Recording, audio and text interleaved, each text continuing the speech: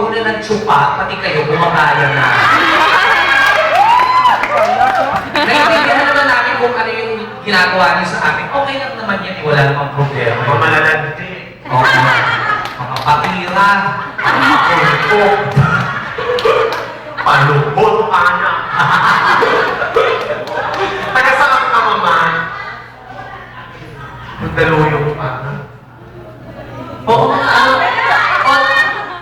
Karamihan sa inyo mga taga-Mandaluyong, no? Or lahat kayo mga taga-Mandaluyong. Tama. Ako maraming malibog dyan sa Mandaluyong. Ang muna ng lady dyan. Tama. So, kwenta. So, kwenta, no? 50 lang. Palo-palo ka na doon. So, ikaw naman, matagal ka na sa Pure Foods nagtatrabaho. Like, how many years na?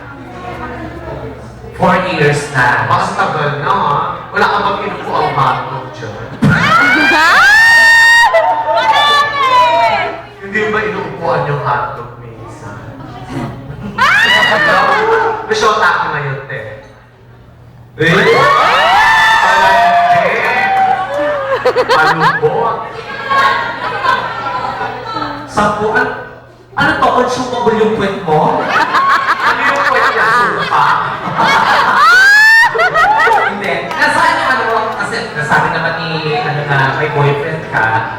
Kasama mo ba yung boyfriend mo? Kasama mo sa trabaho? Oh, ayun na! Ayun na! Oo, ano naman ako toko. Sino? Matangkad. Siya? Kelly. Siya. Kasi gwapo rin naman eh. Tsaka maganda yung pangangatawan ng bata. Oo. Okay na pa i-invite namin siya dito sa stage. Kuya, hindi ka Siya ka talaga.